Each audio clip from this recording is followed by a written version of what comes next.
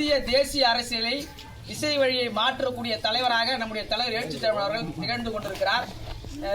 இன்றைக்கு கட்சி மகாராஷ்டிரா மாநிலத்தில் கட்டமைக்கப்பட்டிருக்கிறது, ஆந்திராவிலே கட்டமைக்கப்பட்டிருக்கிறது, கேரளாவிலே கட்டமைக்கப்பட்டிருக்கிறது, இப்படி கர்நாடகாவிலும் உண்டு. இப்படி அண்டை மாநிலங்களிலும் விடுதலை சிறுத்தைகள் கட்சி பற்றி பரவி கொண்டிருக்கின்ற நிலையில் நடந்து முடிந்த நாடாளுமன்ற தேர்தலில் நம்முடைய தலைவர் எழுச்சி தமிழ் அவர்களும் பொதுச் செயலாளர் ரவிக்குமார் அவர்களும் தனி சின்னத்தில் பானை சின்னத்தில் போட்டியிட்டு வெற்றி பெற்றார்கள். அந்த அடிப்படையில் நேற்று இந்திய தேர்தல் ஆணையம் விடுதலை சிறுத்தைகள் கட்சியை அங்கீகரிக்கப்பட்ட கட்சியாக, மாநில கட்சியாக அங்கீகரிக்கப்பட்டு விடுதலை சிறுத்தைகள் கட்சிக்கு என்று பானை சின்னம், நமக்கு நிரந்தர சின்னம், மற்ற கட்சிகளுக்கு நிரந்தரமாக சின்னம் இருப்பது போல நமக்கு பானை சின்னத்தை தேர்தல் ஆணையம் அறிவித்திருக்கு. இந்த முதற் காரணம் அனைத்துக்கும், இது எல்லாத்தையுமே காரணம் தலைவர் மட்டும்தான். தலைவருடைய அளப்பரிய உழைப்பு, தியாகம். கடந்த 35 ஆண்டுகளாக தன்னுடைய இளமை சுகத்தை அனைத்தையும் விட்டுவிட்டு திருமணம் கூட செய்து கொள்ள முடியாமல் இந்த சமூகத்திற்காக தன்னுடைய வாழ்க்கையை அர்ப்பணித்து தலைவர் அவர்கள் பணியாற்றியதன் விளைவு, மக்கள் பணியாற்றிய விளைவு இன்றைக்கு கட்சி தேர்தல் ஆணையத்தால் அங்கீகரிக்கப்பட்டிருக்கிறது. சுதந்திரம் அடைந்து 75 ஆண்டுகளுக்கு பிறகு தலித் தலைவர் ஒருவரால் ஆரம்பிக்கப்பட்ட கட்சி தேர்தல் ஆணையத்தால் அங்கீகரிக்கப்பட்டிருக்கிறது என்றால் அது விடுதலை சிறுத்தைகள் கட்சி மட்டும்தான்.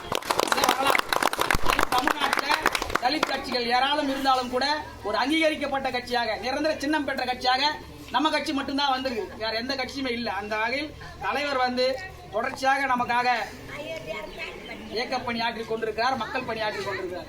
விடுதலை சிறுத்தைகளும் கூட நம்ம ஆரம்பத்தில் நான் சொன்னது போல காஞ்சிபுரத்தில் இங்க ஏகப்பட்ட வேலைகள் நாம செய்திருக்கிறோம். இதே முட்டவாக்கம் அண்ணன் சொல்லியிருக்காங்க, முட்டவாக்கத்துக்கு என்று வரலாறு உண்டு.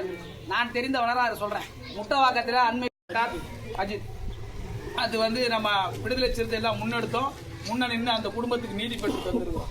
இப்படி தொடர்ந்து நம்ம வேலை செஞ்சோம். அதே போல கடந்த உதயகுமார் முன்னாடி இருந்த கட்சியில அவரு கூட ஒரு பிரச்சனை ஏற்பட்டது, அதெல்லாம் கூட நாம முன்ன எல்லாமே பண்ணோம். இப்படி கட்சி நீங்கள் அழைத்த குரலுக்கு நாங்க நிற்போம். இதில் எந்த விதமான மாற்றமும் கிடையாது. எந்த நேரமும் எங்களை அழைக்கலாம். என்னுடைய தொடர்பு எண் எல்லாருக்குமே இருக்குது. நீங்க எப்போ வேணாலும் கூப்பிடலாம். விடுதலை சிறுத்தைகள் கட்சி என்பது ஒடுக்கப்பட்ட மக்களுக்கு மட்டுமல்ல, ஒட்டுமொத்த சமூகத்திற்காக தலைவர் பாராளுமன்றத்தில் பேசினிருக்கிறாங்க. எல்லாருக்குமே தெரிஞ்சிருக்கும். சென்னையை ஒட்டி இருக்கிற காஞ்சிபுரத்தை ஒட்டி இருக்கிற வாலாஜாபாத் பக்கத்தில் நத்தாநல்லூர்னு ஒரு கிராமம். அந்த கிராமத்தில் நம்ம மக்கள், தலித் மக்களுக்கு வழிபாட்டு உரிமை மறுக்கப்பட்டது. 2016 வருஷம் நாங்க எல்லாம் ஒண்ணு திரண்டு அந்த ஊர் உள்ள போனோம். கோயில் உள்ள நாங்களும் எங்களுக்கு உரிமை வேண்டும் என்று ஆலய போராட்டத்தை அறிவிச்சு நடத்தணும். காவல்துறை எல்லாருமே எங்களை வழிமறிச்சாங்க. ஏரிக்கரை வழியா உள்ள போய் பூந்து அந்த நத்தாநல்லூர் ஆலயத்துல சாமி கும்பிட்டோம். அங்க இருக்கிற ஒரு நாகம்மான் ஒரு தாயார், ஒரு அம்மா, நான் நத்தாநல்லூருக்கு வாக்கப்பட்டு 75 வருஷம் ஆகுது, இதுவரையிலும் இந்த கோயிலுக்குள்ள போனதில்லை, விடுதலை சிறுத்தைகள் கட்சினால நான் இன்னைக்கு அந்த கோயிலுக்குள்ள போறேன்னு சொல்லி வரலாறு. இதெல்லாம் ஒரு வரலாறு. அதே போல வரதராஜ பெருமாள் கோவில், வரதராஜ பெருமாள்ல மாசி மாசம் ஆனா வரதராஜ பெருமாள் வாலாஜாபாத்ல 4-5 கிராமங்கள் வழியா போய் தென்னேரி தெப்பத்தில் இறங்குவார்.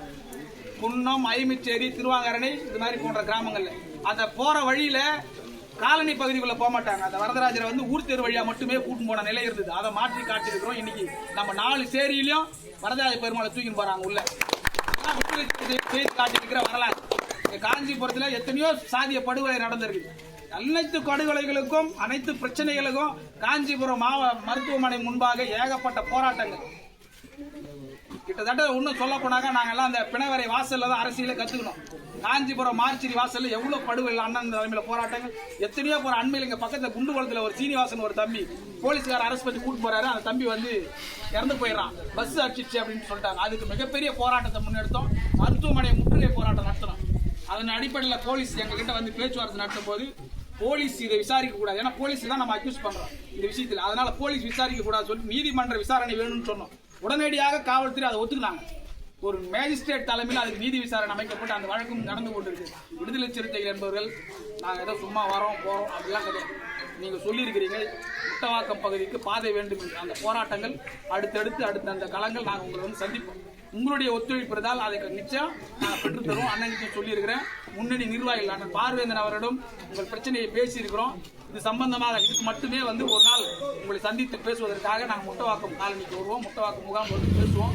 நீங்க ஒத்துழைப்பு கொடுத்தால் அனைத்தையும் மாற்றி காட்டும். விடுதலை சிறுத்தை கட்சி என்பது சமூகத்தை பாதுகாக்கும். தலைவர் எழுச்சி தமிழ் அவர்கள் உங்களை பாதுகாப்பார். தொடர்ந்து நீங்கள் அனைவரும் விடுதலை சிறுத்தை கட்சியின் பின்னால், தலைவர் எழுச்சி தமிழ் பின்னால் அணிதிரள வேண்டும் என்று கேட்டுக்கொள்கிறேன்.